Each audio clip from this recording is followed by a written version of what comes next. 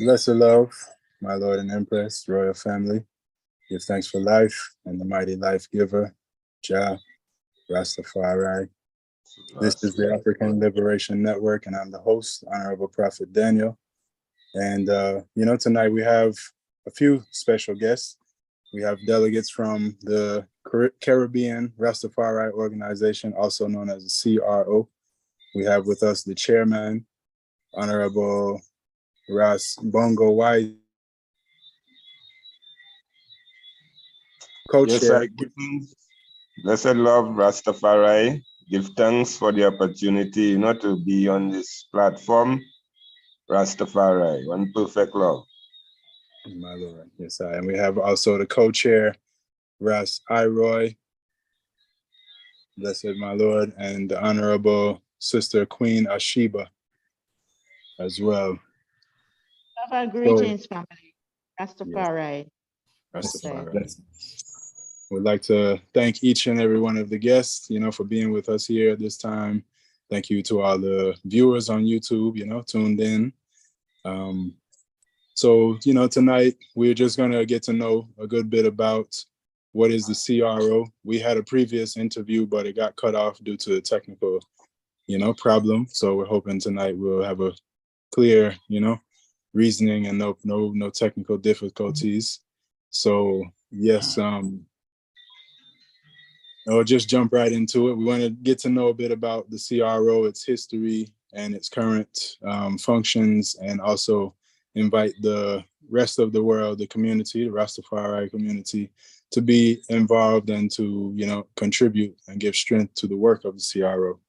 So yes, at this time, I would just ask the question if one of the item, probably could give us a little bit of clearance about what is the CRO and how did it form and why, just, a little reasoning behind the idea, the concept of what is the CRO. Yes, I give thanks, Rastafari. As we say, glory to word, glory to sound, glory be to the powers of the living I, Kedamawi, Haile Selassie, and Empress Menen. Blessed love to all each and everyone listening and viewing at this point in time, I am Bongo Wisely Tafari, the chairman of the Caribbean Rastafari Organization. The Caribbean Rastafari Organization, as the name states, it's the coming together of Rastafari brethren and sistren within the Caribbean region. It started, I always like to go back to the 1983 conference, which is better known as the Rita Conference, which took place at the University of the West Indies in Jamaica in 1983. And out of that conference, there was a 22-point resolution which came out of this conference, highlighting the need, for Rastafari to come together to organize and centralize, as was commanded by His Majesty to the delegation in 1961, when the delegation went to Africa. When they reached Ethiopia, His Majesty informed them that when they return, they need to go and organize and centralize the Rastafari community and come as one. So at the 1983 conference, the first resolution which came out was the establishment of a global Rastafari secretariat and government, meaning a global Rastafari government, sovereign government, and secretariat. And number 9, the 9th resolution was indicating that we're supposed to go in our various territories and organize Rastafari institutions or organizations, which would include representative or delegates from all the existing mansions. So based on that, as I said, the 1983 conference brought us from the Eastern Caribbean islands to Jamaica, where we we met with the elders, the patriarch of the movement, and that connection between us from the so-called small islands and the parent house, it brought a love and a unity, because following the 83 conference, there were a number of missionary delegations which left Jamaica to visit the islands, to spread the culture of Rastafari, especially from the Nyabingi order. Also, within that resolution, the 22-point resolution, it was also acknowledged that the Nyabingi order is the spiritual foundation of Rastafari.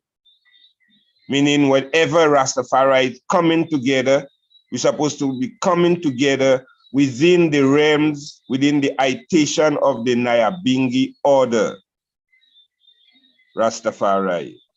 Yes, so as I said, following that 83 conference, delegates visited the islands. And during the centenary year of His Majesty, which is 1992, a delegation also left Jamaica, visited the islands. A tour of 13 islands were visited within the Eastern Caribbean region, again spreading the culture of Rastafari, informing ones and ones of the need to organize and centralize as requested by His Majesty. So out of those gatherings, it kind of brought a togetherness amongst us within the Eastern Caribbean islands, the Windward Islands, the Leeward Islands, Barbados, and Trinidad and Tobago as well. Those grouping of islands, that togetherness from those time there. So then now in 1997, the international conference moved to St. Croix, US Virgin Islands. And again, a number of us from the Eastern Caribbean islands were present. And at that conference, at the end, Barbados was called upon to host the next conference. So Barbados accepted. And at the end of the conference, the delegation from Barbados invited us from the other Eastern Caribbean islands to join with them to help organize and host that conference in 1998. So there in St. Croix, we established what was known as the Eastern Caribbean Rastafari Working Committee. Then the working committee met in Trinidad in December following that July conference to start planning for the 98 conference. We met also in Barbados in April of 98, finalizing plans. And the conference took place in August of 1998 in Barbados. And out of that conference, a charter was declared and presented, establishing the Eastern Caribbean Rastafari Organization.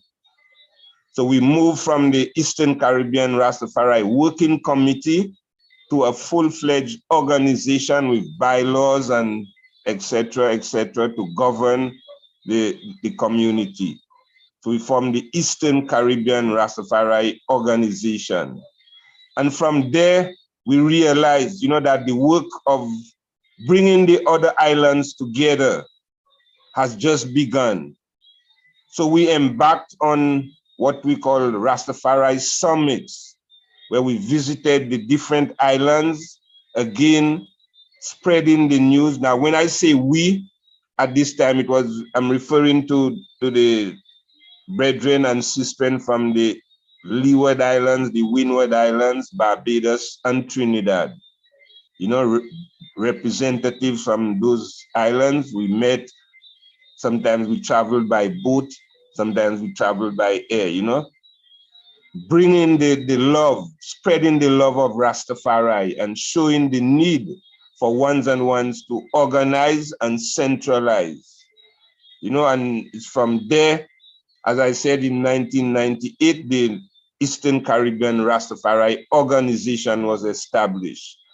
Now, as we continued with those mini summits, there was interest for membership outside of the Eastern Caribbean bloc. We had people from the Virgin Islands, we had people from Puerto Rico, even the French countries, Guadeloupe, Martinique, Saint Martin, you know. So from there, at a conference, at a summit in Dominica, we embraced those applicants, and then we changed the name from the Eastern Caribbean Rastafari Organization to the Caribbean Rastafari Organization. You know, and so that's how the name Caribbean Rastafari Organization came about. The aims and objectives were, in essence, to organize and centralize the Rastafari communities of those regions by organizing different sustainable trade programs, different educational programs among ourselves so that we could build the love and the unity of us as a people. There was also the need to educate ourselves as well as the wider community on the issues of like reparations, repatriation, even the whole cannabis at the time, the cannabis reform, although it was not in it full-fledged, but Rastafari has always been agitating for the liberation of the cannabis plant from the beginning. You know, so we continued educating the people, giving them information about the herb, because we know there was a lot of propaganda being circulated about the herb, you know. So in essence, it was through those togetherness, the Caribbean Rastafari Organization came about. And we're still there at this point in time. We are celebrating 25 years since our formation. And it is really an honor, and we really want to give thanks to all those, you know, those who have gone ahead to be with the ancestors, as well as those of us who still remain holding up the battle to keep the banner of the CRO alive and well. Give thanks, Rastafari. Rastafari. Give thanks, Bongo Wisely, for the clearance. I don't know if the other guests wanted to speak on that particular question, or if you would like for me to just go ahead into the next one, but I'll give a moment. I think that Brother Bongo Wisely gave a really good report, and in terms even of our years and our establishment down through the islands over the years. So I don't think there's anything I can add to that. Okay, give thanks. Rastafari. Yes, so can you give us some more, you know, insight into what exactly the RITA conference entailed, and why, you know, why the inspiration came from that to form the Caribbean Rastafari Organization a little bit more. Kind of give us like, tell us what the RITA conference was all about and what happened there, and, you know, yeah, how it ended up in the CRO being formed thereafter. Insane. Yeah, well, again, the RITA conference, that was the second really international Rastafari conference. The first one was in Toronto in 1982. Now, again, the mission, the theme of that conference was the hungry be fed, sick nourished, AIDS protected, infants cared for, what we know as the Rastafari Creed, taking care of the Rastafari family, the Rastafari nation, you know. So the conference, those resolutions which were tabled is like, it was established, it was the establishment of like a blueprint for the unification of Rastafari, especially those two resolutions which I made mention of. The first one, the establishment of the global Rastafari government and secretariat. to govern the affairs of the Rastafari nation. And the ninth one, which was the establishment of, in whatever territories we exist, to establish institutions or organizations, including representatives from all the various mansions. So from that perspective, it came where the Caribbean Rastafari organization, following, the advice to organize, because His Majesty also informed us that unity is strength. Unity is the accepted goal, and we know what colonialism did to us as a people in terms of dividing us. So there was that need for unity, for coming together. Now, His Majesty also informed us that unity does not necessarily mean uniformity, meaning when we say come together, even within Rastafari, because we know Rastafari is what you would call a very heterogeneous kind of a movement. It's not a homogeneous movement where everything is just one way. Whereas, yes, His Majesty is the pillar, the foundation, but in terms of ways and means, avenues, different avenues to achieve that goal, there are different ways and means. Hence the reason why I say, in my Father's house are many mansions. If it were not so, I would not have told thee. So then now, coming forward from the effects of the colonialism, which is part of our reparations, the internal reparations, where we heal ourselves. Because unless we are properly healed, we will not be able to come together. Because the trauma, the scars, and so on, all of these things will continue to prevent us from being united as we're supposed to. So there is the need for that internal healing. So the whole coming together of the organization was to enhance or to lay the platform whereby, that functional unity can really exist and take place among us, because we were scattered. We are in different islands. It's not our governments, the way they treated us, was not encouraging. So we had to, using the words of Marcus Garvey, the need for self-determination, we had to determine our own future, our own destiny. Hence the reason why we had to come together as a people, as a nation, to set up those institutions, because those institutions will enhance good governance from us as a people. Because most people, we know Rastafari is seen as a spiritual movement. But then some people are of the view that because it is a spiritual movement, there's no need for structures, and them kind of a way. But we say no, but that's why His Majesty said to organize, centralize, and come as one. So there must be the need to set up structures, constitutional rule, good governance.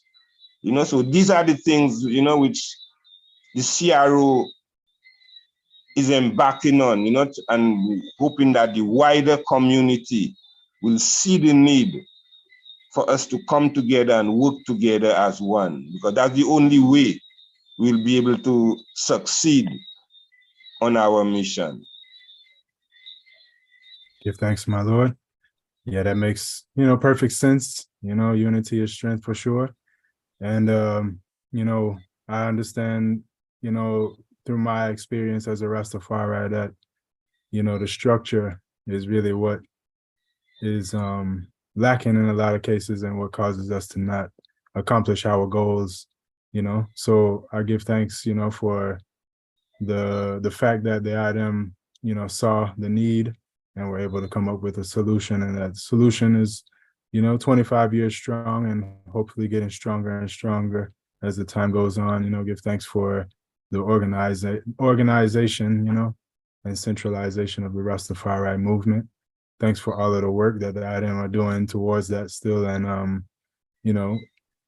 would just love to ask if you could give me an idea, like what islands are a part of the CRO, and also kind of express what is requirements for membership in the CRO. I don't know who wants to answer that, but freedom. Yeah, brother Iroid, I could take on that one. Give thanks. Give thanks, blessed love, Rastafari. CRO has in existence a constitution by which we are guided. And within the constitution, it speaks to our membership and how ones and ones could become members. Now, CRO within its formation is really an umbrella organization, mainly its members being national organizations in the various territories. Of course, there are ones and ones within Rastafari who are not necessarily members attached to any specific organization. And so CRO also extends that level of individual membership. There's also the family membership. Rastafari in a lot of cases have some large families, and sometimes it would even be needed that some families will register as family members. And so of course there are different registration fees, which are basically part of the whole membership process. We do have membership forms for all different levels of membership, which by contacting us we can quite easily email, WhatsApp, whatever it is, get one to you for membership. And of course, different fees for the different levels. It's very hard to determine membership of CRO. Just by the nature of Rastafari, how can you say no to someone who's interested and wants to come on? However, our constitution has certain guidelines. Our year would start in September 11th. And so we'll see a new, you'll see members re-registering, reaffirming their commitments to the organization. But as it stands right now, the membership is quite varied. We have, and Bongo Wise, I might need your help because I'm not speaking from a list, but we do have national organizations in St. Kitts Nevis, we have in Antigua, we have in Guadeloupe, we have in St. Lucia, St. Vincent, Grenada, Trinidad, Bahamas, and we even find places like Suriname. We have an individual member there, but he himself is also very much involved with the Rastafari community. But he himself is an individual member with the hopes of the organization coming. Which island did I leave out? Bongo Wesley, jump right in. Barbados. Guadeloupe. Ah, Shiva! How can I? With all the elders there. We spoke about the formulation in 1998. So yes, Barbados was that ground. No, give thanks. Yeah. Teamwork, yeah. We do have some from the French as well. Guadeloupe, Martinique, and I think Bongo Wise touched on some of them earlier as well. All right. Yes, and so what are some of the goals? I would like for you to express some of the goals that the organization has. I know Bongo wisely touched on a few of them, but just to compartmentalize the conversation, I would just love it if you could kind of give us an overview of like what it is that the specifics, that the organization seeks out to do, to accomplish, and to maintain and secure, etc. Yes, I give thanks. Yeah, let me just read through from the Constitution as it speaks to first, the mission statement to organize and centralize the Caribbean Rastafari community through sustainable trade and developmental programs and activities in pursuit of our ultimate goal and destiny of repatriation and reparations. In terms of our aims and objectives, just to list a few, it said to achieve a greater coordination and unity amongst the Rastafari community in the Caribbean region and to build a firm, unshakable organization for the development of future generations of Rastafari. To advocate, lobby, represent, and negotiate at all levels of government and civil society, nationally, regionally, and internationally, on behalf of the Rastafari nation. To find ways and means of raising the overall standard of living of our people, in particular the economic and educational development of the Rastafari nation. To educate ourselves and the wider society about African and Rastafari history and culture. It speaks about to set up and implement organs and structures to address legally and otherwise the human rights concerns of the Rastafari nation. One last one is to put in place developmental programs for the Sistine education and the youth committees. Some areas that I think we really need to be focusing on, especially in these times. Give thanks. Yes, so regarding now the goals of the organization, okay, so from what you explained as far as the membership now, individual islands and countries will have an organization, a unifying organization, or just an organization in general. And so that organization can register itself under the CRO. And then the CRO has its own goals that it will use these smaller organizations to manifest within their own rightful countries. Is that how it works? Yes, basically, that's how it works. The individual islands, individual organizations. I mean, that's really strength is. So it's very important that the islands would have what I call a collective, in that it is not just one organization decide to represent Antigua. What you would have is a coming together of individual or smaller organization, maybe Bingi, Bobo Shanti, 12 Tribe. These organizations coming together to form a national organization. And when they speak, representing the majority of that particular country. And so that is the main membership. And that is exactly what CRO, encourages, within the individual islands. All right. Yes, I give thanks. I'm just trying to, simplify it and understand exactly how it functions, because being that the CRO, the organization, the CRO, its administrators will you have created aims and objectives, you have a constitution. So now the national organizations within the countries would just register themselves with their country as a legal entity, and then they would reach out to the CRO and become members. And then the CRO would instruct these organizations as to what it is that they want them to do, or can you just explain the dynamic as far as the way the way that the national organizations function under the CRO? How does the chain of command work? And just kind of explain that aspect of it. Would they come asking what to do? Sure. Go ahead. You're muted, sister. You're muted, beloved. I'm sorry about that.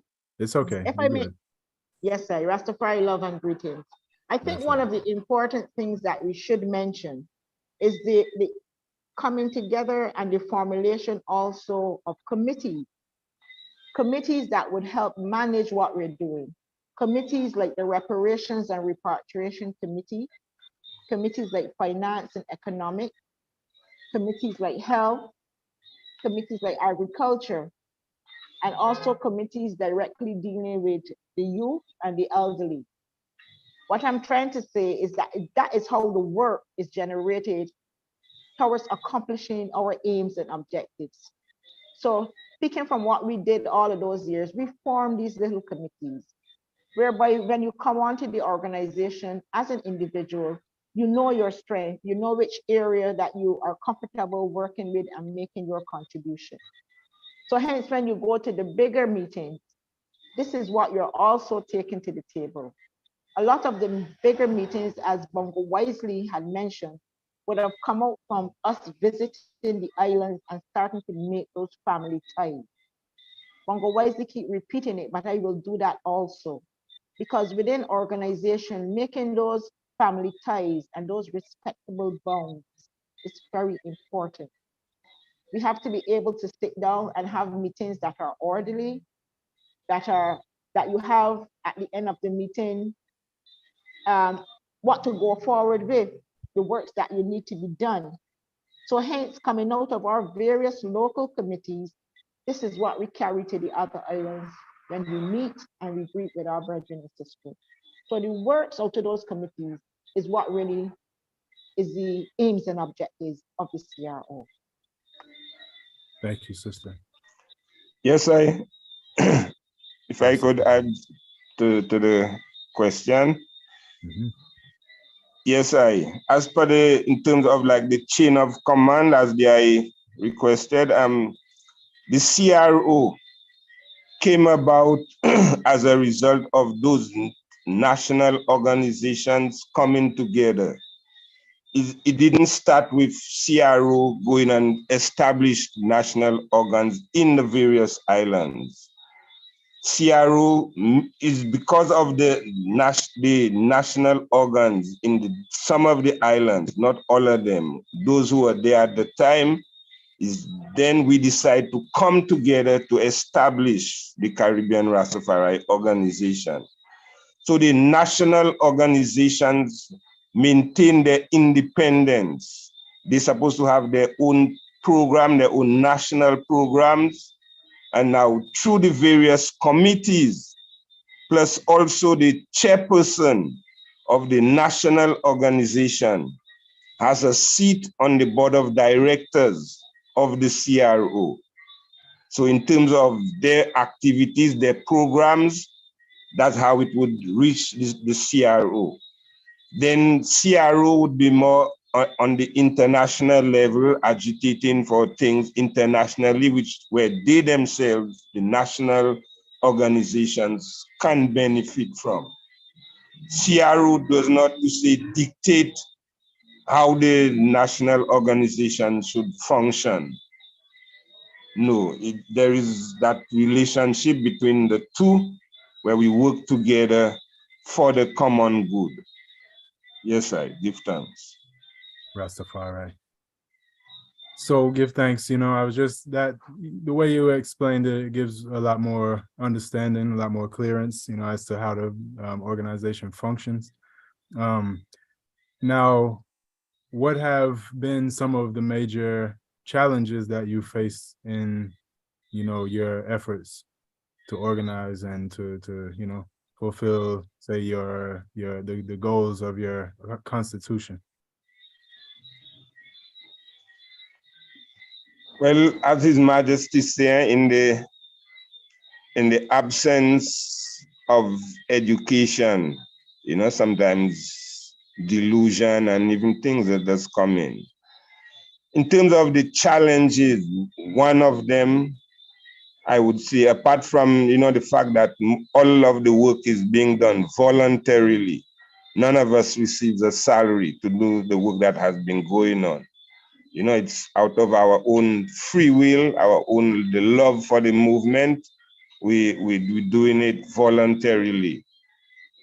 But one of the biggest challenge in terms of the organization functioning as it's supposed to is the mindset of some of our brethren and sistren towards organization, because in the early 60s and them the 70s, you know, the talk among the reasoning among Rastafari was fire-burn organization, you know, because referring to as well the system organizations, you know, which were harassing Rastafari at that time, you know, like the police, whatever the system, the education system, and so on. So these were seen as organizations. So Rastafari developed that mantra of fire-burn organization. But when His Majesty showed I and I that we must organize and centralize, you know, to organize and centralize, as I said earlier on, there's a need for structure. Hence the reason why His Majesty introduced a constitution in Ethiopia. You know, so a structure where we're supposed to provide good governance for our people, for our members, you know. So it's from those perspectives, you know, we see in the need for us to come together and set up those institutions, you know, where with a constitution where everybody is aware. People, is not one man wake up this morning and just saying a thing and it happened. We are governed by the bylaws, the constitution, plus as Rastafari, we know our moral principles.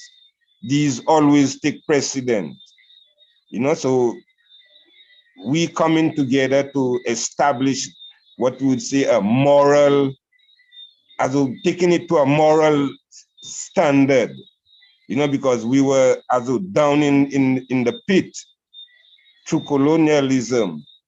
You know, but then now we have to show our people that we can form structures, be organized, and do it in a proper way. And that's what we out there to show, to see that it can be done, you know. So then our people, as I said, it will take time, you know, for them to really come to understand the need for us to set up those structures in that organized manner, you know. We are not to say be frustrated or to say, well, we get weary. No, we know is a challenge. You know, the road is not an easy road, but with patience, we will persevere, and eventually we know the victory will come. Because as we know, the race is not for the swift, but for those who can endure. You know, so to get over that challenge is education that is needed. Proper education to educate ones and ones, you know, and then gradually they will see the need, you know, for having those proper structures, you know. Yes, I. Another challenge, well, although kind of technology has kind of eased it up, the communication is a challenge also, but as I say, technology has kind of brought us closer as a people. Rastafari. Someone else could continue. Yes, I. Greetings in the name of His Majesty again. Challenges is good. Challenges is something that helps us to grow, helps us to understand maybe where we would have made mistakes. For me, over the years, some of the challenges that I can identify, not only within the CRO, but even within our local organization here on the ground, you know, falling away of membership. That has been an issue. We have seen that sometimes it's very difficult to set meetings and have ones attend and have ones after they leave the meeting place stick to the commitments that were made. Another challenge has always been the challenge that we have in all organizations in this time, and it's finance. You know, having the means and ways of to generate finance, because as the brother stated, we're not beggars. We have enough resources amongst us to build our own nationhood. So finance, our economic growth has been and continues to be a serious challenge. And without economic growth, it is not easy to put your plans in motion. So we must be very mindful of that. Another one of the challenges that I have found over the years, Bongo wisely spoke to it. We must reach the stage, and I would like to appeal to all who might be listening, especially as Rastafari people and as people generally. You know, Earth Red, and it is a time when there's a lot of anger and disrespect and name calling. We must lift ourselves to a higher level. Um, I have been added to a chat recently too, and I wouldn't mention it now just because I can say what I have to say without doing that. But it is very disheartening to listen or to read of one set of our loving Rastafari brethren who would hail His Majesty and hail Empress Menen and read a sermon too and chant the Isis. And then you speak to your brother or your sister in a tone and in a manner that is so unbecoming. One thing that I am very proud of is that all the years, 25 years going on, that we have met in the various islands, we have communed via this network. Never once have I seen or heard that kind of behavior that I have seen exhibited amongst some of I and I. So we must be very mindful when we say word, song, and power. That is very important. That is number one.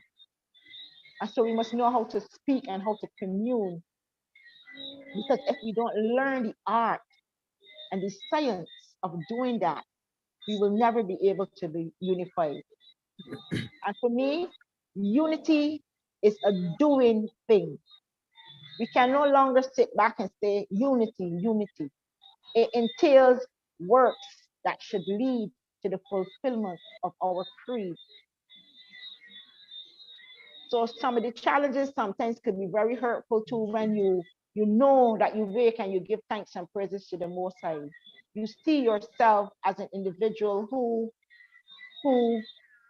your life is that of sacrifice and work. I've seen some of our night ancestors, even ones from the CRO, and I will take the opportunity to mention a few of those names: King Frankai, Sister Ijania, Brother Shaka, you know, some of those ones who are now ancestors, and to hear ones speak to their names in such negative light, we must be very mindful of that. It does not show the love and the Rastafari family blending that is a must, and that is the aim which we work and live toward. So that is one of the major challenges that I see. In terms of the CRO and it's going, yes, we are not perfect. We have work to do. In this time, we have had a lot of lack of communication because with COVID and everything, we have not been traveling and visiting each other and having these face-to-face. And sometimes a day is very short and it's often busy. So a meeting might call and everyone might not get there, but it's important that we do not give up. Giving up is not an option. So within all the challenges, we give thanks and praises to the Most High. We take our criticisms when they come and learn from them. And we never cease to reach out to our brothers and sisters, even those who do not hold the order of love and respect towards each other. So I don't know if Brother Ira would like to add anything else, but that's coming from my story. Give thanks, Queen Ashiba, for the blessed love. I was just ticking off as she was speaking, you know, so not much to add. But there's one or two that I want to contribute really. Sometimes you see individual territories focus so much on developing themselves, you know, in readiness for CRO, not realizing that, you know, you really don't have to wait on that, because you would also be developing through the development of CRO, because as wisely mentioned earlier, the whole makeup of CRO is really a makeup from amongst all the islands. One of the challenges I've seen over the years is the lack of our regional governments to recognize Rastafari. And when I say that, I mean to the level of whether as a religious or spiritual order, a faith-based organization, or a spirit or a cultural organization, however you would define it, but to have Rastafari recognized within that order. Because I've seen something in Sinkis Nevis where it actually opens up the opportunity for a lot of advantages and a lot of human rights when you start talking to the Constitution. That in itself now would empower the local organizations. And with our local organizations being empowered, we'll be able to contribute more to the whole development of CRO. So we definitely need for I and we have to force it from our governments for that constitutional, parliamentary, whatever it is, recognition of the Rastafari community. I think that is something that we would gain some serious benefit from. I must mention face to face. I think Sheba touched on it, but that coming together of I, meeting with the elders from across the region and sharing those 5 days of conference and summits that we used to have, that is quite lacking now due to, from COVID to inter-island travel and all of that. But that in itself has been one of our challenges. We are missing out on that physical unification. Give thanks. Rastafari.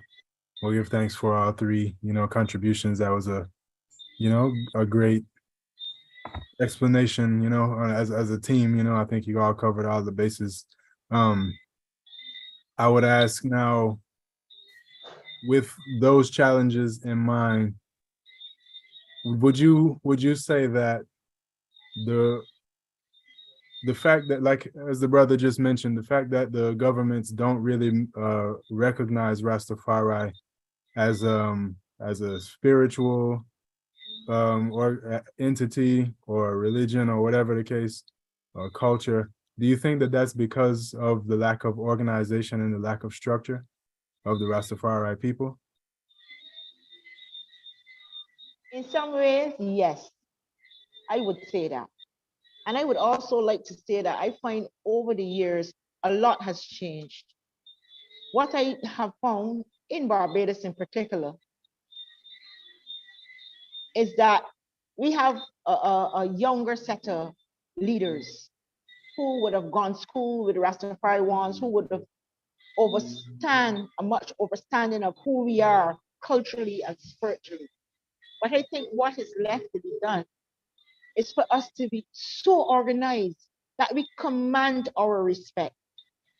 We must command our respect. In Barbados, our organization is also a part of a lot of other organizations locally, like Bango, like the Pan African community. We make sure that we are around the table with our brothers and sisters. Because it's not just about Rastafari, it is about African people on the whole. And we must be confident enough to take leadership position without apology. We're the ones who are bringing good health to the table.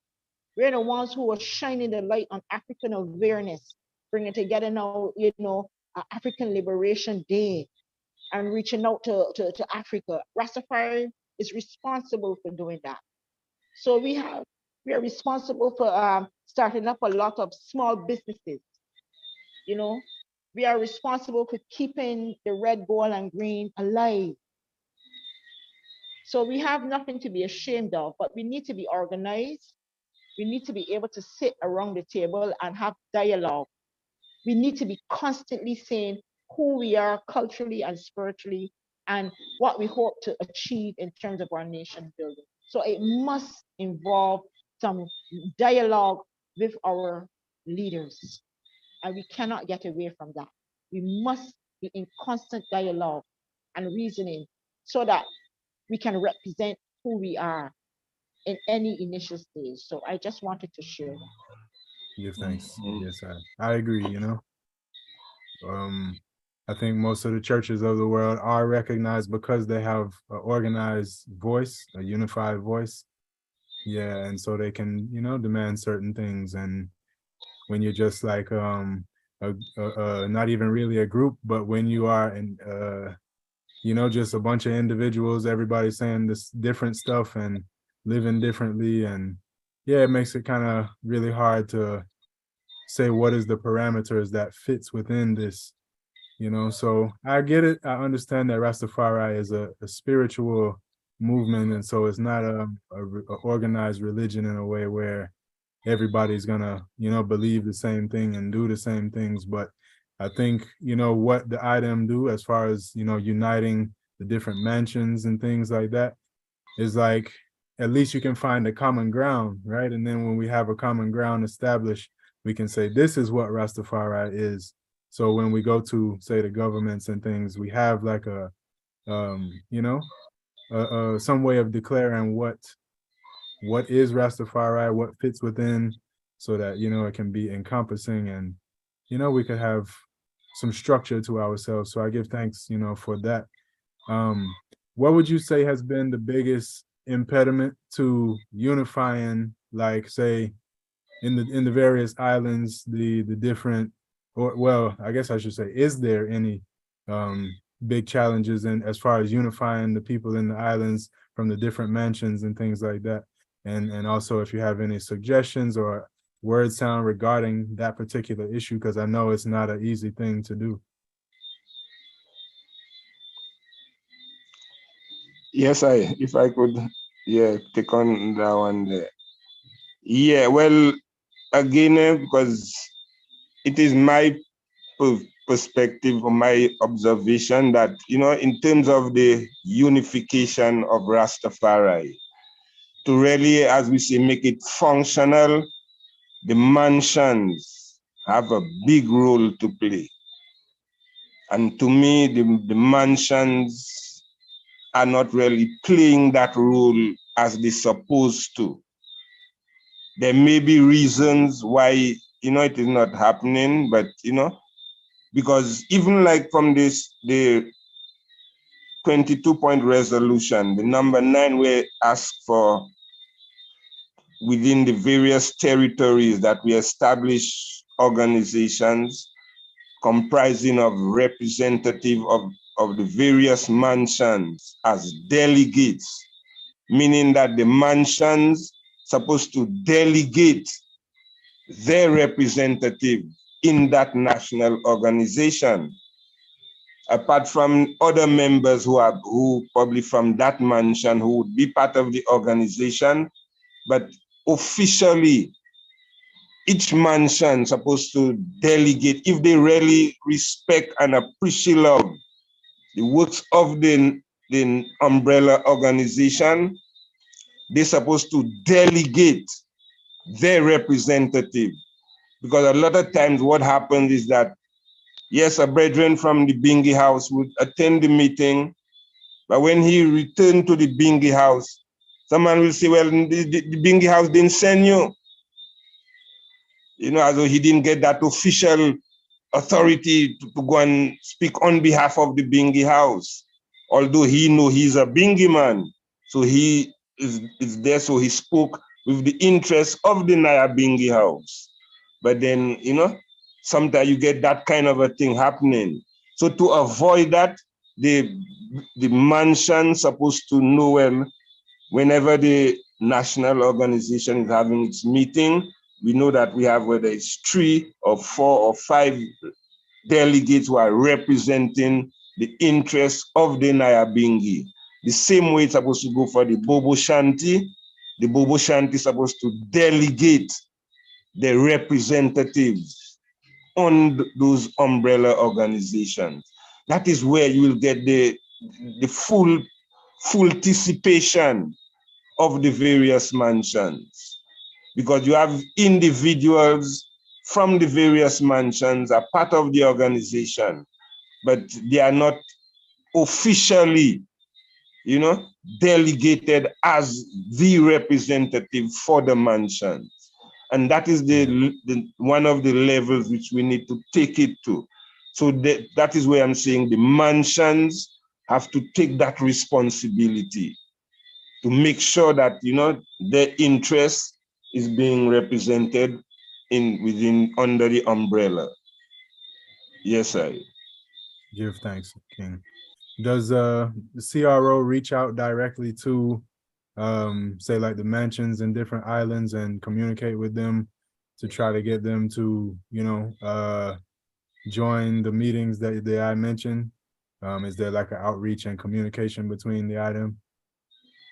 Yes, well, for example, in Ianola in St. Lucia, when the Ianola Council was mobilizing, we had meetings with the representatives from the Bobo Shanti, representatives from the Nyabingi, 12 tribe, as well as people who are, you know, there are people who are not in any particular mansion, you know, so they are there, but then, for example, with the Congress, brethren from the Congress will always say to us, they cannot join the organization, but we could work together, you know, as well. I am of the view that I don't know whether it's some treaty they have with the Congress, so they cannot join other organizations, you know, but we work together. There are areas where we work together, like in St. Lucia, the Bobo Aika and the Bobo Shanti. There are a number of initiatives we do together, but in terms of to say they being members of Aika, you know, they feel, you know, they should not be. Some Bingi man have that same mindset as well. But then now they are individuals from the different mansions who are members of the organization, but they cannot say they're representing the organization, or they cannot say they're representing the mansion, but they are there as an individual, you know? I understand. So, yeah, so the mansions to really bring that, because eventually, you know, when we have to set up that global Rastafari government, sovereign government, it is not something that will start from the top, you know. It had to start from the bottom. Grassroots. You know, so we need to get ourselves organized in the various territories, in the different islands, on different continents. You know, like within the Caribbean, hence the reason why we have the Caribbean Rastafari organization to bring all members together. We have not reached that stage yet, but we are pursuing that. That is the ultimate goal, to have all the Rastafari communities within the Caribbean as part of the CRO, you know, because yes, that is the way. Unity is the accepted goal, you know. Yeah. truly. Give thanks. Always open if any of the other guests want to touch that topic, and if not, we'll go forward. All right. Well, speak up a bit. Your voice seems to be going low. I don't know. Me? Yeah. Okay, give thanks for a heads up. I'll do better. Yes, sir. Yes, much better. Yeah. I was saying, I don't know if any of the other guests had anything they wanted to add on that particular question, or if not, I'll move forward with the next. I just want to comment on, you know, from a national standpoint in terms of, you know, the whole organization, because it is really challenging, yes. And you'll find that, just as Wisely said, you know, some of the houses or some of the mansions would not necessarily be regular or active members because of certain practices or, you know, certain things within the organizational structure. But one of the ways we try to overcome that is we'll have different levels of membership as well. You know, and yes, there are individuals who would be members of the national organization, but would not necessarily be representing some of the organs who do not wish for membership. But I must say though, when it comes to having activities and the support and coming together, you know, it has been, you know, the entire Rastafari community that you would be coming together. I've seen that especially in our recent deliberations with the government and so on, because of how the organization, how the national organization was structured. We demanded the attention, you know, we would have forced not necessarily just us, but constitutional changes, because you would have had to recognize Rastafari within your whole faith-based structure, you know, and the constitution would provide for that. And so if your constitution provide for that, your day-to-day practices of how you do things must accommodate Rastafari. And so a lot of things that were not within, a lot of things that were in the constitution would have been sort of archaic, you know, and created some changes. But the whole idea of being an organized body, and as Queen Asheba would have said earlier, you have to be out there. You have to be in the community, must see you as an active contributor to the community in all aspects. Yeah. You know. But I think once that is done, even the challenge of other races wanting to come on board, I think they themselves know would want to be a part of it, because we've seen it. You know, slowly membership would be growing. If that's Rastafari. Queen Asheba, anything? Yes, please. I'd like to speak to solutions, and challenges always demand solutions. I am currently serving as the chairperson for the Ichiruganem Council for the Advancement of Rastafari Barbados. And I have had to take stock, sometimes just to step back and meditate, to look and see where we have not been strong and what we could have perhaps done better. And one thing that stood out to me was the lack of the actual project. Because we reason well, we have some brilliant and bright minds in our community. We can put a lot on the table and in the book. But for me, it meant to be able to get up and get active. And for me, the main focus of facing what I consider as an overall Rastafari challenge was also a simple answer. And that answer laid in the creed.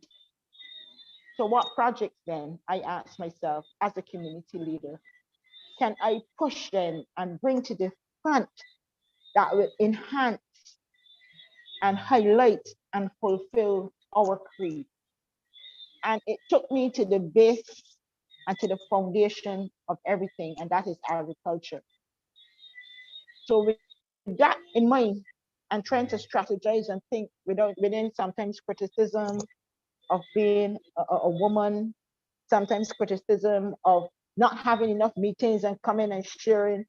At one point, and sometimes I still do feel that way, and I want to say so honestly, sometimes there's a need to close some of the chats and the talk shops, and to seriously look at opening workshops and projects.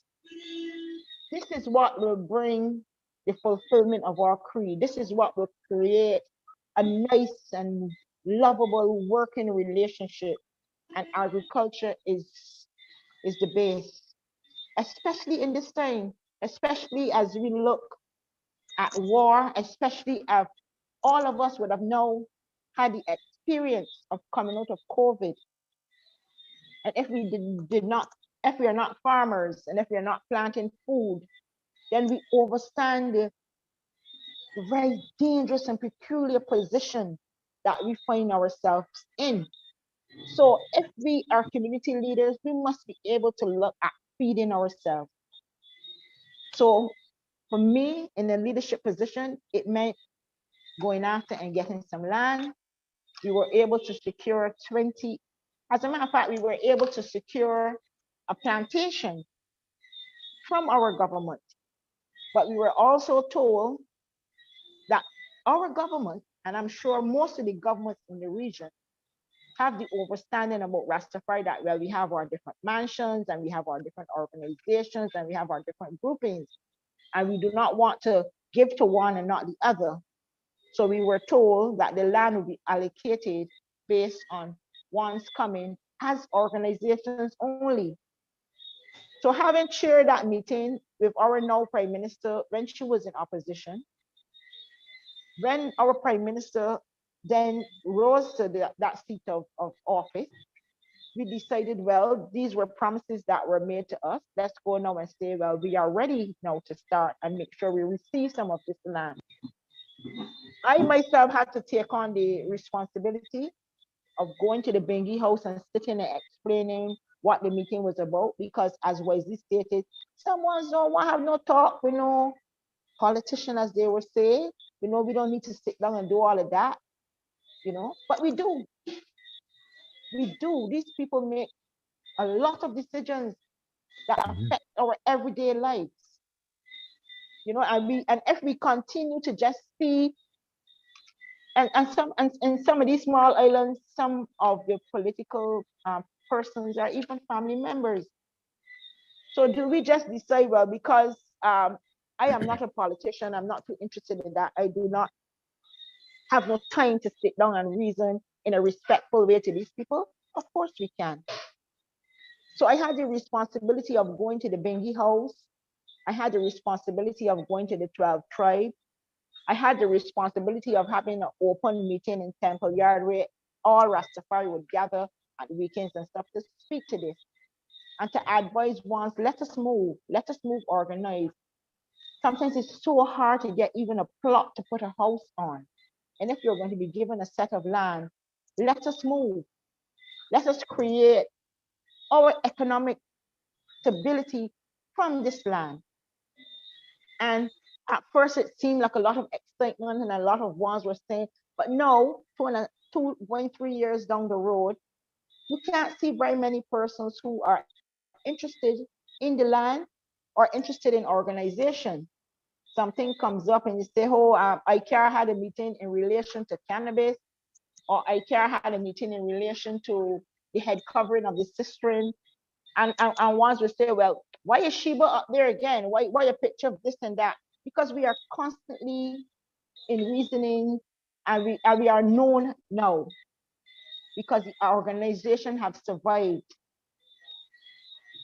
We are part of the faith base, we are part of the Pan-African groupings, and when we sit, and sometimes I use the term we, but when I sit as in a position as a representative of Rastafari. So I command my respect. How I go, how I present myself, how I relate to my community issues. So that is how I have been able to survive some of the challenges and even try to see a light at the end of the tunnel. Where now we have a legal cooperative. We're looking at going into the business of the agro industry, from beekeeping, the whole works. We've been doing training, we've been going to a lot of training as it relates to computer literacy, as it relates to QuickBooks, so that when we do His Majesty and Her Majesty's business, we do it to the best of our ability. That is how we are facing the challenges. And another thing I want to make very clear, sometimes you wouldn't see the numbers that you would love to see. Sometimes you do not get the result in the time that you would like to see. But giving up is never an option. If you go fast, if you go slow, the whole mindset is to keep going with a strong eye rate, with good intentions, and with the light and the might of the Most High Rastafari, and you will accomplish. So that is my advice as it relates to challenges and grow. Give thanks, Queen Ashiba, again for your word sound. One challenge that we reasoned about the first time that it wasn't a part of the video that I think was a big, a sensitive spot, I guess, for some, but a big issue that really needs to be, overcome through proper education, I would say. It was registering, Rastafari entities under as a legal entity, you know? Some Rastafari are scared of that. Can the item speak to that for a moment? As far as, you know, the challenge of getting Rastafari people to accept the concept of registering, you know, Rastafari organizations and businesses and things? Yes, well, that's the same. Earlier on, I referred to the mindset of some of our brothers and sisters, you know, which acts as a challenge, you know, in terms of the organization moving forward. Yeah, because that is their perspective. They feel, well, like if you register the organization as though you join Babylon, as though you accept the mark of the beast, you know, and things of that nature, you know, which is far from the truth. I mean, His Majesty, where he was a founding member within the League of Nations, then he became a member of the United Nations. He established the non-aligned movement. All those organizations, you had to sign, you know, or register or whatever, you know, as part of those institutions. You know, so that does not mean that His Majesty sold out his integrity, or he, you know, belittle himself, or he compromised any of his principles. No, you see, because that is what most ones feel when we join, when we register, as though we compromise. You know, it's just like as in the scripture it says, well, give unto Caesar what is Caesar. In terms of the government, where whatever territory we are in, there is a government who is responsible for governance of that territory. So as a part of that territory, there are certain rules and regulations where one would have to comply with, you know, as long as as long as it does not, you know, compromise our principles, our core values as African people, you know, signing a document, you know, and so on. We have nothing to do with our levity, with our integrity. You see, so until brethren and sisters, you know, who are of that mindset start to see it otherwise, you know, you will still get that resistance. You know, me, as I am joining them, fellas. Some of them will even tell you what happens. So if I do register, I'm not Rastafari. You know, all them kind of questions. You know, we are not asking you to register to become Rastafari. It's because you are Rastafari, and we are trying to bring Rastafari together. So we're asking guy to comply with certain rules and regulations. Just like the Constitution would determine certain things, how the organization, how the institution will be governed, you know? So again, it's education that will erase them kind of mindset, you know? So again, and with time, eventually, you know, we will eventually overcome. We remain confident in the victory of good over evil. Every time. But all of these things the colonial education bring within us, you know. Yes, sir. Where we become afraid of what is ours. Yeah. It's I mean, it's like, it's kind of understandable, being that Rastafari is a rebellious, you know, movement in its nature, or, you know, against the system and, you know, everything it stands for. But it's just, like you said, a matter of education to understand that, yeah, you're not becoming a part of the system if you register a business. You're doing your business in a way where you can, you know, do it properly, yeah, and not have problems in the future if you just register. So it's really not a compromise of integrity or, you know, morals or principles or anything like that really at all. And it doesn't compromise any authority, you know, because some people would say if you're registering under something, that means that you are under it and it is over you, you know. And so like the government or the country or the state like owns your entity, but that's really, you know, a falsehood, you know.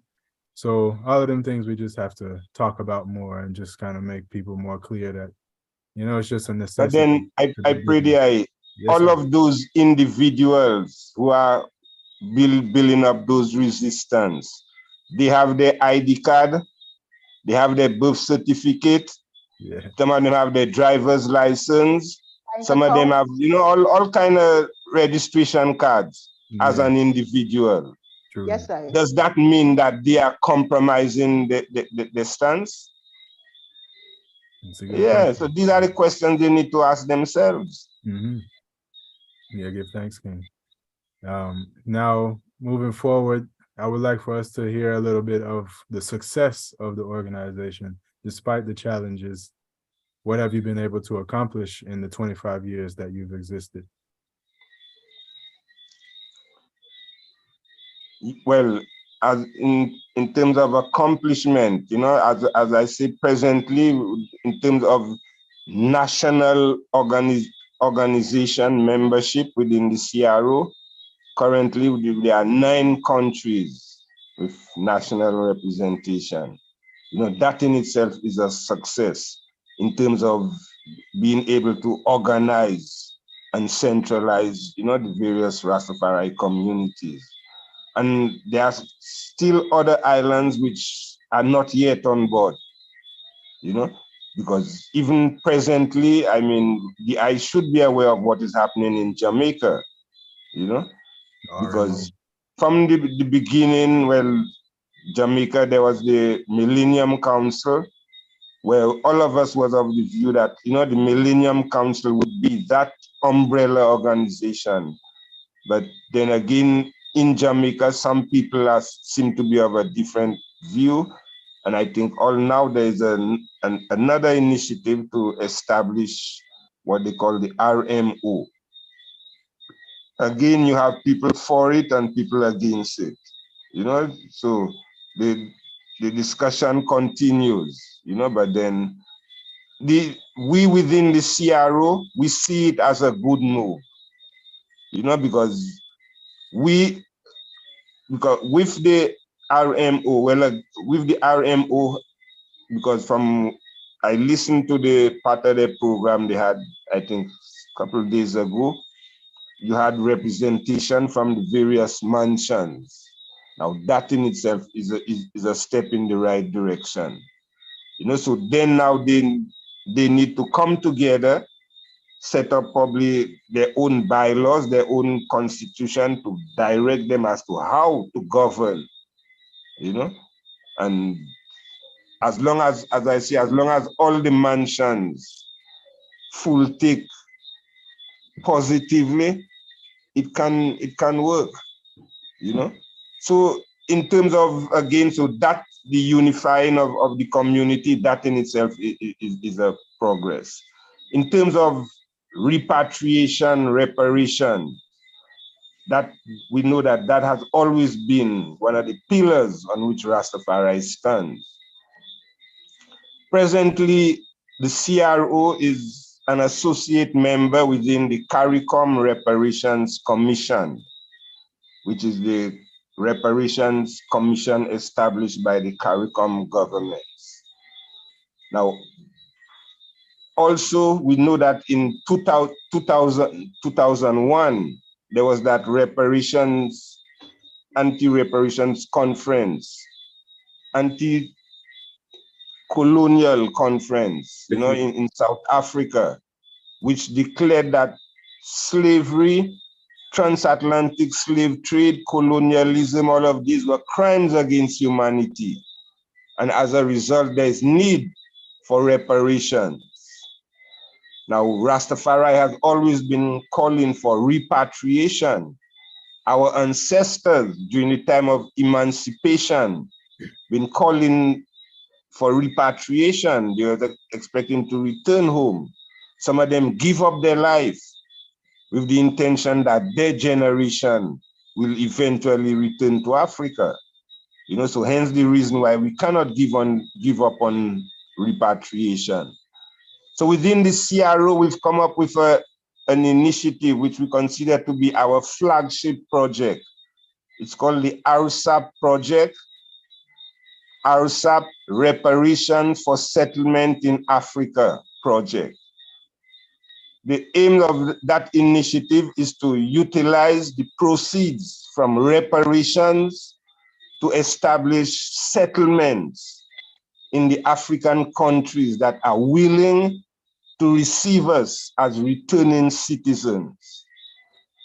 You know, so what we, instead of the reparations money, some will go for development of those Caribbean islands, but we are asking that a portion be set aside to help establish settlements on the African continent. As I say, in the areas where the leaders are willing to accept us as returning citizens. We're not going there as no tourists or no, or you know, or just as an investor. No, we return as returning citizens because Africa is our ancestral home. And we never gave up Africa, you know, we were stolen away from Africa. You know, so just like our ancestors at emancipation time was clamoring for repatriation, we take it on and we will continue that journey. So hence the reason why we've established that project. Now for ones who need more information on that project, we've established a website and the address is www.reparationforsettlement.net. Reparationforsettlement.net, one word. And then one could go on to that website. There you will be able to, you will see information about the whole RSAP project. Then one could log in and their interest, because what we would like to do is information we need to be gathering on that website.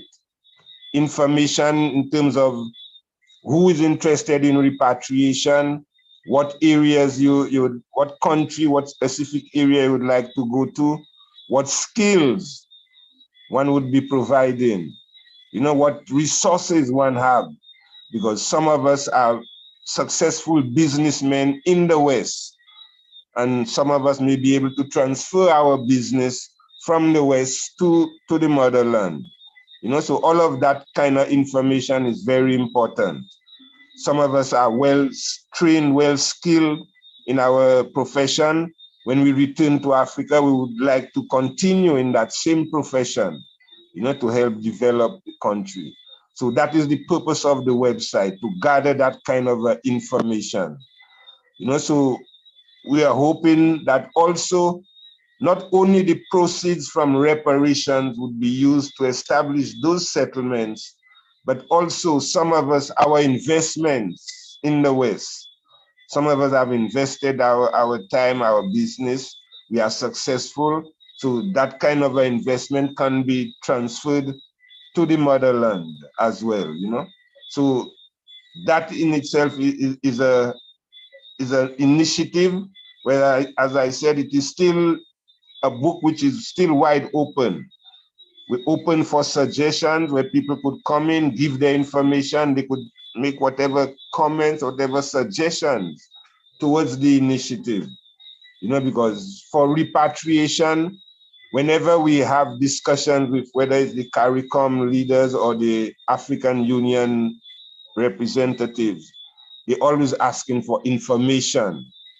They want to know how many of you are ready to come, you know, what skills are you all bringing, you know, what resources you all have, you know, that kind of a way there. So that is one of the reasons for the website being set up, where ones could go in and log that kind of information, which would become vital in facilitating repatriation. You know, well, probably some of the other officers could continue on more other successes, you know, from the CRO perspective. Yes, I would share a bit on our end. In 2019, ICAR took 15 persons to Ghana. During that trip, it was more like finding yourself first and foremost, you know, overstanding, because it was the first time for most of us going on the continent. And we went at the time when we were also able to become part of the All African Rastafari gathering that was held in Ghana. And coming out of that meeting, we were able to have a working agreement memorandum signed with the RCC, Rastafari Continental Council, where we form a working relationship that kind of merges to with the project that Brother Wisely was just speaking to. Having those connections in those African states which participated in the All African Gathering. States like South Africa, there was Ethiopia there was representative from Benin, Nigeria, Gabon. You know, we had very good representative, and it was a wonderful and wonderful thing to leave this region and to go home and be amongst brethren and sisters. Like we're one. No matter where we meet as Rastafari, is like you're amongst family. We were able to do some projects there in terms of strengthening some of the aims and objectives of our local project at home, and especially relating to agriculture. We were able to do some, we taught some of the knowledge of the mushroom, how to grow mushrooms. We were able to look at the different style of beekeeping that they have, because we're also into beekeeping. You were able to see the production of the palm oil. You know, we want to be able to trade and understand how to move our shea butter and our palm oil. So we wanted to see the source. And not only see the source, make that intricate connection of people to people. This is outside of government, where you go on the ground and you meet the person who's making the palm oil, or the person who is doing the honey or the honey product, who's doing clay, who's doing beadwork or drum making. You're able to make that people to people connection to facilitate trade. We were able to look at building mud and bamboo structures. One beautiful thing that came out of that meeting for us as ICAR, and even though this is one individual within the group who, deep in the time of COVID and deep within the time of us not being able to be as productive in our businesses as we are accustomed to, this brother stayed so focused, and he had so much energy after leaving Ghana that he had made a business arrangement with a very simple Rastaman, another brethren who have land, and with the help of, you know, the understanding of the purchase of land and this kind of thing, they're able to start an accommodation project. Right now, the brother is getting ready to go to Ghana in a week or so time to see how the structures have been built, which the brother on the ground, we've been just sending the money, and he's been building the little accommodation, traditional houses. So now when we take ones over there, we have a place that you can actually generate money if someone, you know, accommodation basically, and also create employment for ones on the ground there. So to me, that is great. It might be small. Yeah, it might be small. We were able to link with organizations such as Habitat Inc., who have been based in Ghana for over 20-something years. And to see what simple, loving, ordinary Rastafari people can do on the ground, and the respect that they command in terms of creating employment, in terms of building accommodations and structures, in terms of having like their restaurant, in terms of having accommodation when one's travel from the West that they can make money from. I mean, you don't need a better example than that. And everything is at the top level. The place is nice, it's beautiful, you know, just to show what real unity in terms of work can produce. They have the organic gardens, you know, they take tours from America and from the Caribbean, and this is a continuous work. They link work with the schools on the ground. Sometimes the schools, just a little circular little traditional hut in the corner. But these children, sometimes you just need to take a couple pens to write with some pencil, some paperwork, and you are welcome, because it's small little things like that in those villages that count. So organizations like Habesha Inc., which ICAR was able to link with on the ground with Ghana, showed us the future, showed us what the future of repatriation could look like, and working on the ground with the Ghanaian and creating, like we are one, so we were able to see the examples in terms of here in the region. One of the examples I can speak to is the Antigua House. I find the Antigua House to be very organized.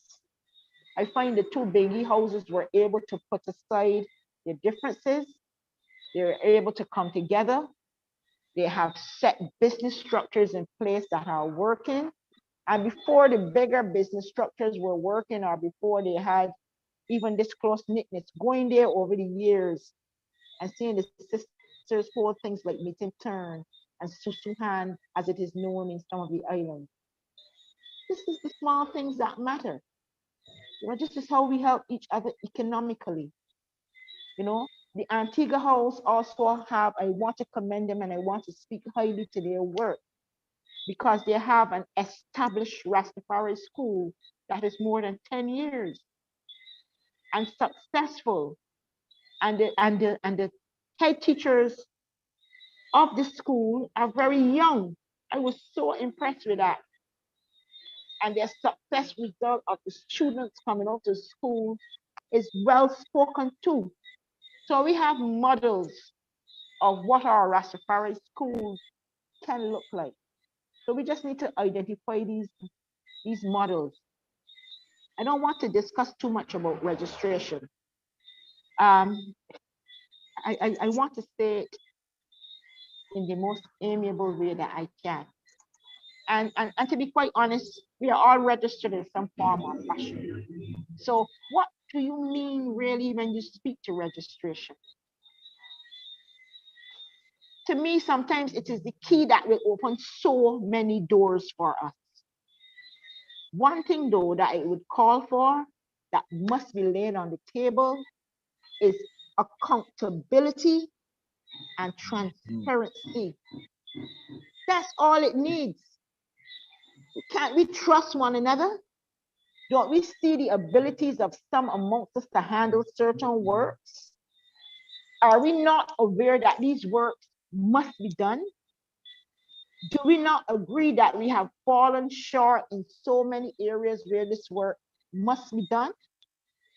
And if it calls for us with simple registration to burst down some of these doors and some of these barriers, to move through a Babylon and do what we have to do and set our nationhood in place and fulfill our creed, then some will have to follow and some will have to lead the way without apology. So criticism is good, but at the same time, let common sense prevail. Let our experience speak to where we were and where we must go. Let us understand that Rastafari is a revolution. It is moving. Things that happened and that was acceptable maybe 60, 70 years ago by some of our elders will not work the same way for some of our youth coming. Will not work for some of us who are even a generation above the youth and below the elders, like myself. So we do so humbly, we do so with integrity, we try as best as we can to be upright and honest, with full accountability, whichever way we can do it best. But I rest that, because a time has come that I might soon have to leave where I am. So I'm just making ones aware of time for me. Okay, yes, and we're coming down still. It's the time is moving. But give thanks for the full answer regarding the success of the association, the organization. the next question I would like to ask is kind of more towards action, you know, calling on the communities. Now, Russ, Roy, we haven't heard the eye as much. Would love it if the eye would take this one. Explain to the, viewers, what does one need to do to become a member of the CRO? Who can be, I mean, you already kind of spoke to who can be a member, so you don't have to necessarily repeat yourself, but just kind of give the steps that one would have to take, or an organization would have to take, to become a part of either a member under the CRO umbrella, or a cooperative, organization, or whatever the case, however anyone can strengthen the CRO. Yes, I give thanks. Yeah, again, once you accept the divinity of His Majesty Emperor Haile Selassie, that's your number one qualification right there. But what I can share with you now is a couple numbers and an email address, because basically I would advise first for you to seek a constitution. Our constitution is up for review, but I think the basic tenets up within the constitution, are there. So as to get a good understanding as to what CRO is all about, and how we govern ourselves. And as such, you could also request a membership form, from our secretariat, which is based in Nevis. But with technology today, it's just, the press of a button and you can have it in Africa. The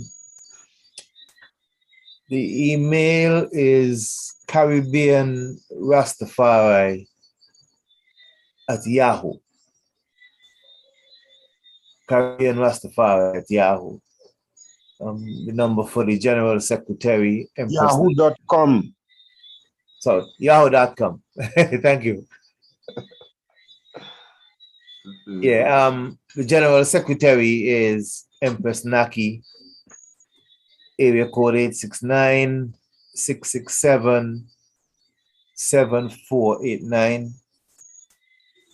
Just basically reach out. That's also a WhatsApp number, and request a registration form.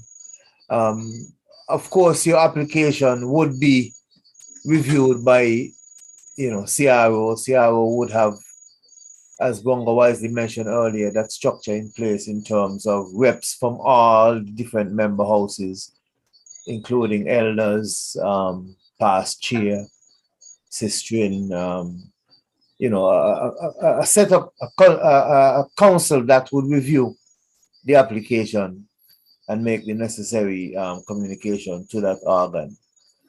Again, we also have the membership within family structure and individual, even though we always seek for the ultimate group membership. I think it's very important that I within the various islands see that as an ultimate responsibility. Bongo wisely mentioned it's voluntary work. For me, it's duty, and if you're Rastafari and you're answering to the call, you must find the areas and the ways in which you can be of service to His and Her Majesty, and put the work in. So I would full encourage national organs to become registered, to become a part of CRO, be associated, and take your time and seek membership.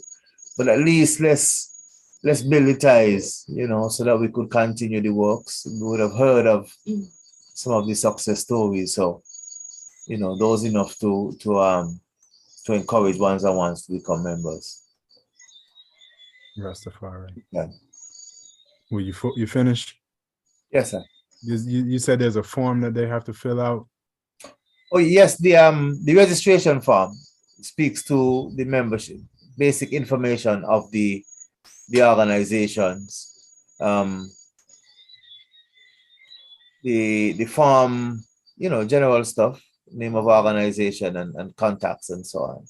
And I think there's a section in terms of works within the work done within the organization.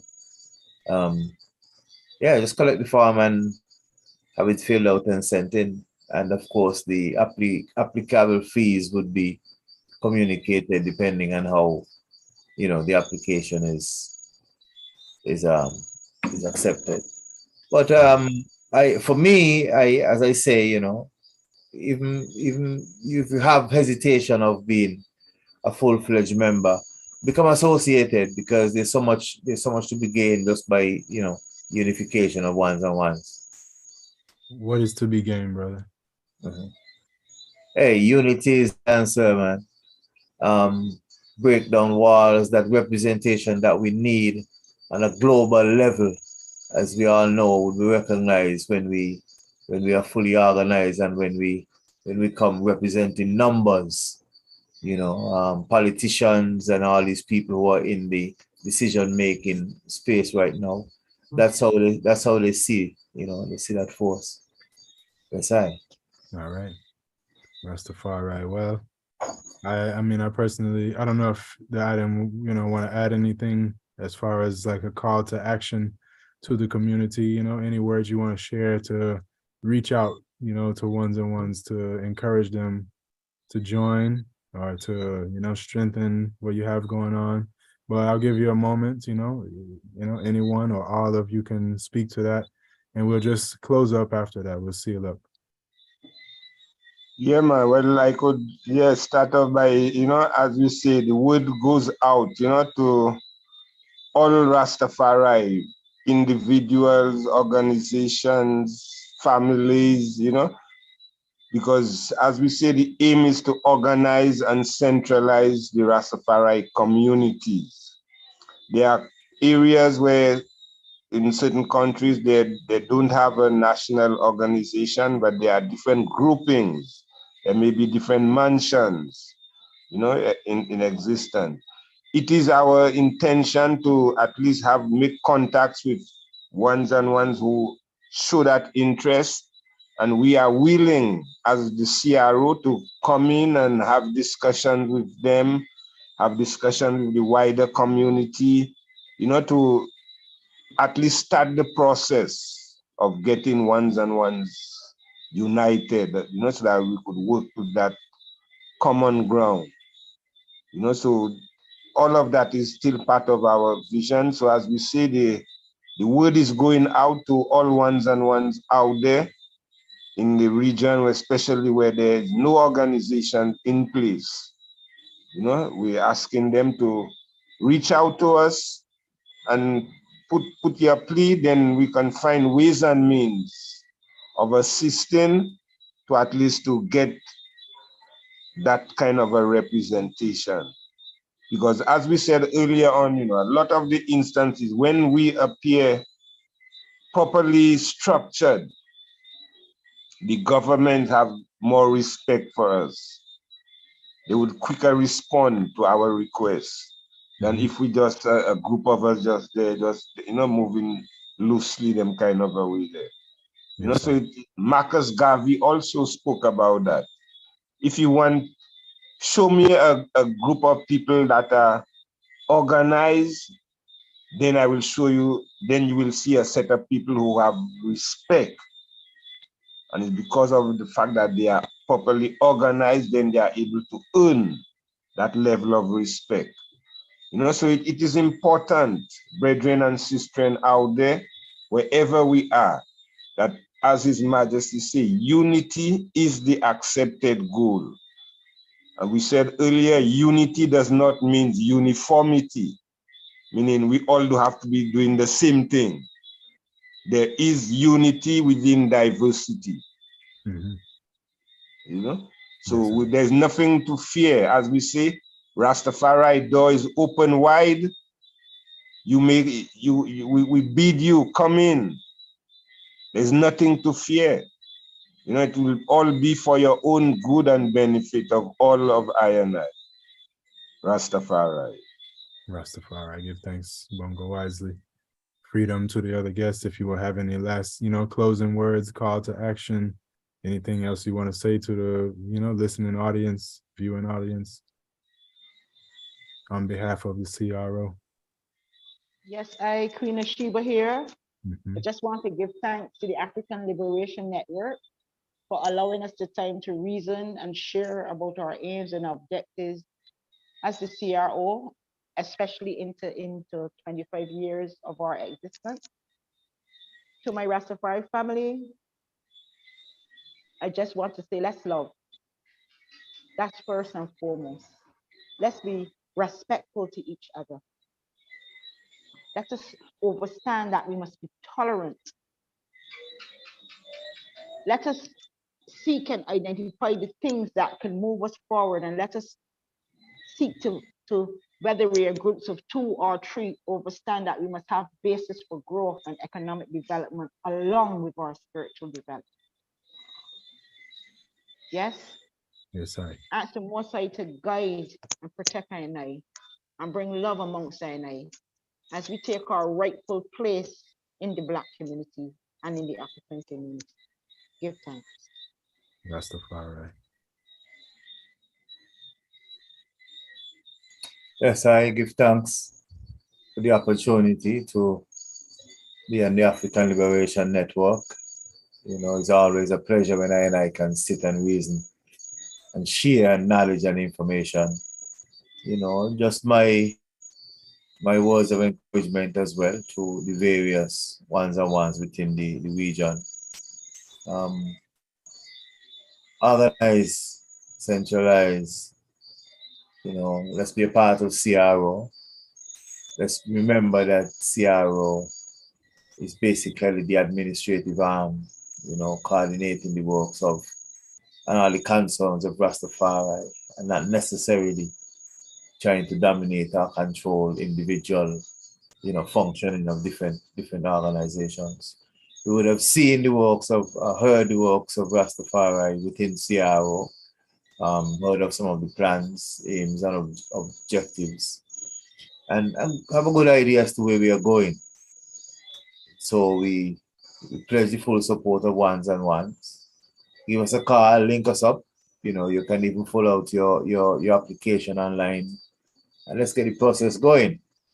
It's nice when we can come together on all the different mansions, as Mal used to say, the simple things that the so-called differences that we have amongst I, they're not greater than the things that we have in common.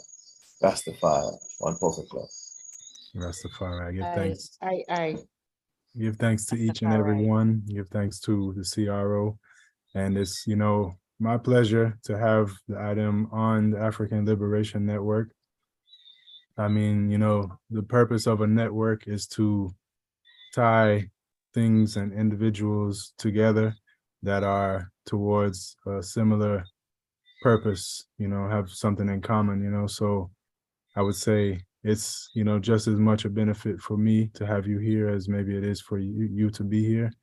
And, like say a video like this as an introductory, to what the CRO is, what it stands for, where you've come from. I mean, I would say you could definitely share this interview with anyone who's interested to know about what is the CRO and what are you doing, and give them the information that they are requesting. So hopefully this interview will also serve the CRO as well as the African Liberation Network. And you all are welcome, anytime if you have any, say like announcements. It doesn't always have to be a long interview. It could be even just a short video or footage that you have of, any events or anything. The African Liberation Network is here to serve, So feel free to reach out to me and just run the idea by me, and we maybe can work together more and more in the future, because that's really what it's all about, towards African liberation, ultimate goal, Yeah, and we got to do it together. So, one hand wash the other, strength to strength, So I love you all, and I give thanks for your time.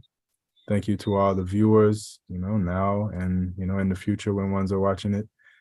And, I encourage everyone, who is a Rastafari to take heed to the invitation, And if you are able to organize yourself as an individual or as a family or as an organization or association, then do so and give us strength, you know? So yes, without further ado, I would just love to close, you know, with these 7 words of love. God is love, so let us all love. And on behalf of the African Liberation Network, I am the host, the Honorable Prophet Daniel, and this has been an interview with the CRO, the Caribbean Rastafari Organization. Hopefully it has been helpful and beneficial to you. And, you know, our strength and powers and guidance and protection to all, you know, blessed love. Blessed Rastafari. love, Rastafari. Yes, I give thanks. Yes, Give sir. thanks, One. Pastor Daniel. Rastafari. Love and Rastafari. greeting. Yes, sir. Rastafari. Give thanks.